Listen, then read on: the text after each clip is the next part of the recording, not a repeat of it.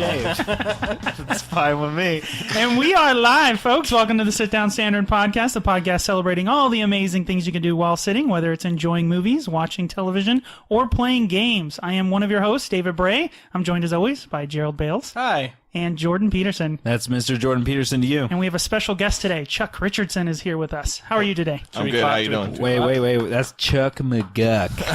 Not just Chuck Richardson. Okay. And we also have something else new. Hopefully we can get this video up. Hopefully everything works just the way it's supposed to. But hello out there. We're one step closer to our television show, right, Jordan? Yeah, we actually have viewers now. I know. You can view us. I can say view us now. We might not be viewers, but you can view us. Exactly. And I'll put some the YouTube video, if it ends up working out and everything goes according as planned, in the show notes. So we'll check that out. How much time did you spend on this, David? Way too much time.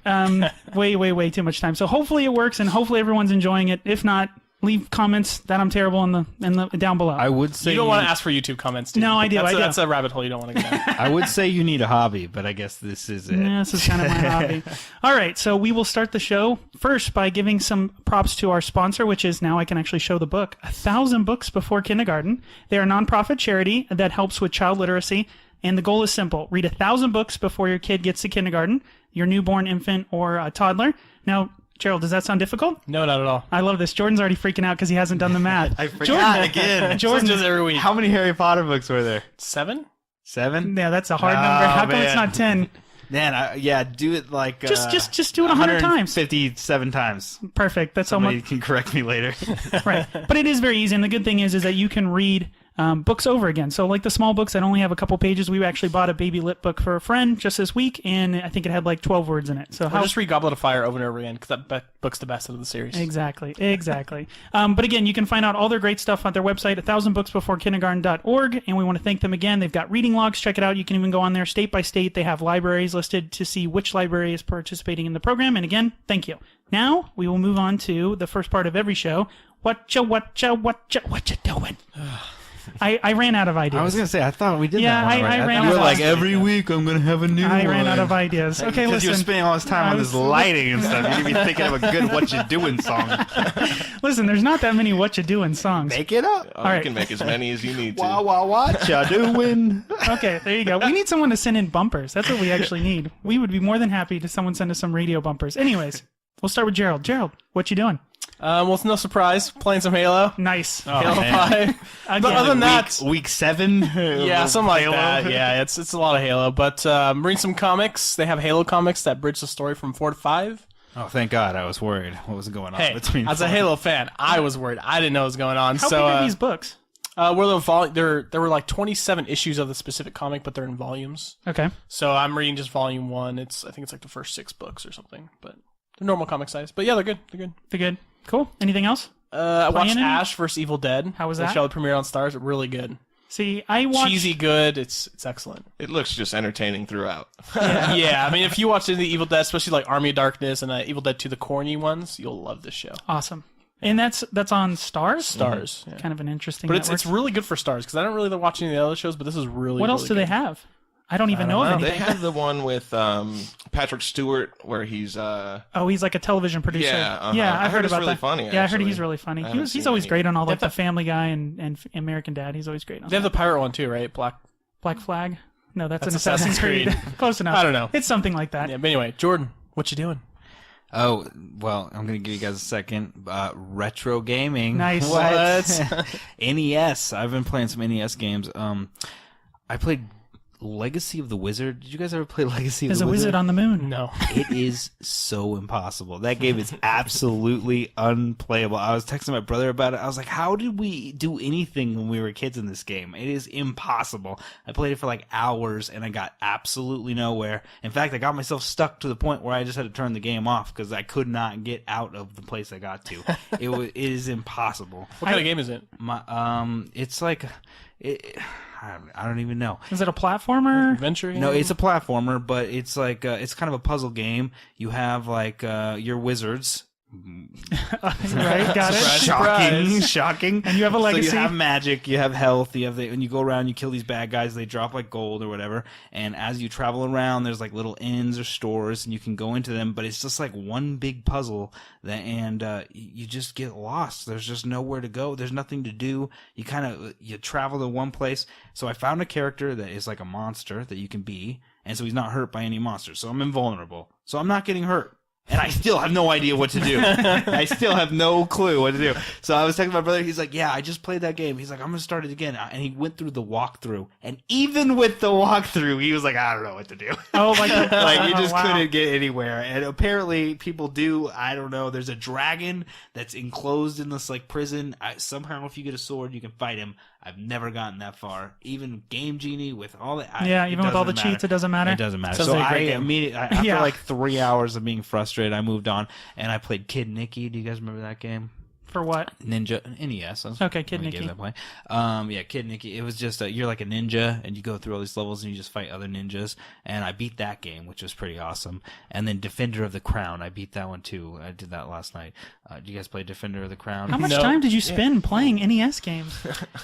I spent some time. Well, so it turns out twins go to sleep around 7, and then I get like from 7 to 10 to play NES games. You need to buy an Xbox One, man. Yeah, you need to buy an Xbox. Yeah, no reason. I love these games and they're free. And I can just play them on my laptop all day long.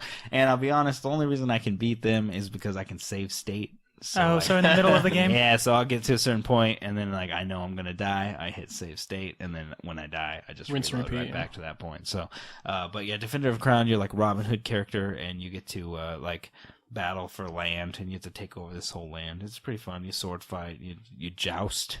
There's not enough jousting games out there anymore. There's a game called Joust. Oh, well, I never played it. What? That was like old school arcade. Yeah, right? Joust is great. Oh, yeah. It's like Atari. It's like flying ostriches. Oh, It I has thought nothing. you meant a new game. called No. Joust. It's an old school game Oh, called yeah. Joust. It's Well, I'll one have of the. to look it up then. I don't know. I never played It's like that and Centipede are like the two starters for everybody. It's interesting you've never played Joust. No, not a Anyways, starter for me. Not but, anymore starters for anybody. Yeah, starter now is like Halo 4. Nothing wrong with that. yeah. Yeah.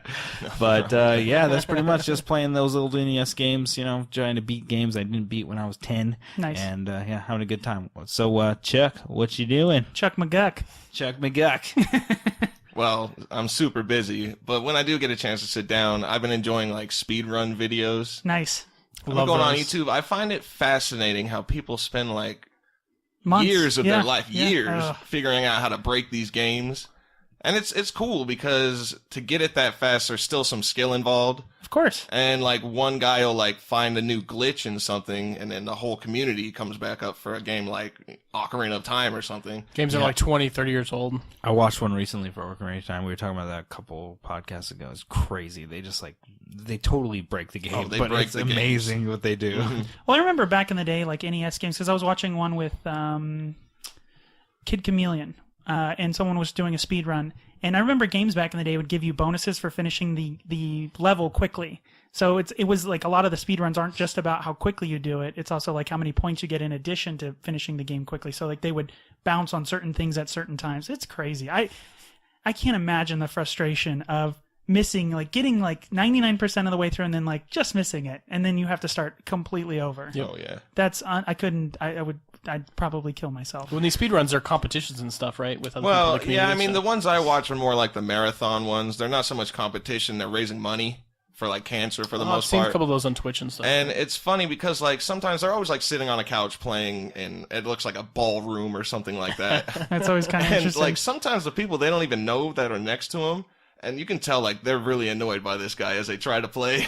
Like one time they have a guy where they take when they take donations, people can comment on it, and they'll like tell the guy next to him do jumping jacks, and you see he's really frustrated because he's trying to get through this game. Oh, and this guy's over here doing jumping jacks.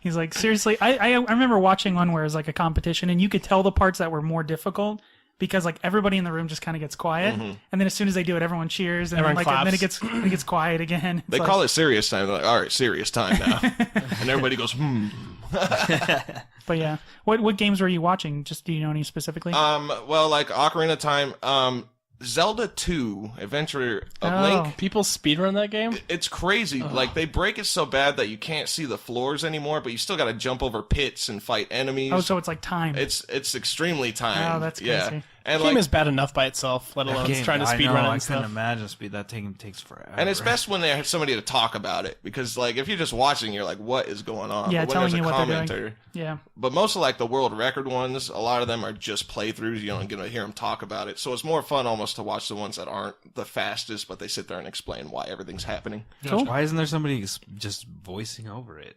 There's commentators and stuff. I know, just saying, do it later. Do Some it people post. are willing to do that. Well, Post. Send it to me. I'll comment. I'll be like, wow, that was some crazy ass shit. Just have a director's cut at the end. Yeah. I'll comment it. Let me know. All right. Like So the now, honey badger video. all right. So this is the part where you tell me. Oh, Yeah. Oh, yeah. So what are you got you doing, guessed. David? There you go. Actually, not much. Mostly trying to set all of this up, including the video. So hopefully, I'm really hoping that this actually works. This whole thing is held together with like rubber band. I don't like and bubble excuses, gum. David. What have you been doing? Well, in addition to that, I did play a game. I did play a new game. It's called Gunpoint. I played it on Steam. It's kind of it's a spy, since we ran into the spy thing last week, and I played it. It's a platformer, but it's got a mechanic of puzzle to it. It's awesome. It's a fantastic game. It's going to be difficult for me to explain. When did it come out? 2013. So it's only okay. a few years old. It's really cool because it has this mechanic of you take sensors throughout the level, and like you would hit the switch and that'll open a door somewhere else. So you have the ability to hack into the system, so when you hit the switch it does something else.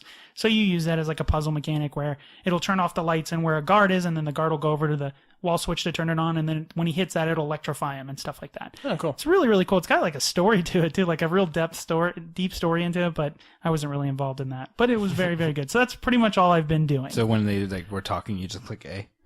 What do you mean? You didn't want to hear the stories. No. You're just like A. Which is Yeah, weird well, because normally I'm really into story, but I guess with that particular game I wasn't. And it's really hard because you cannot be seen. If you get seen, shot on sight, like it's one. Yeah.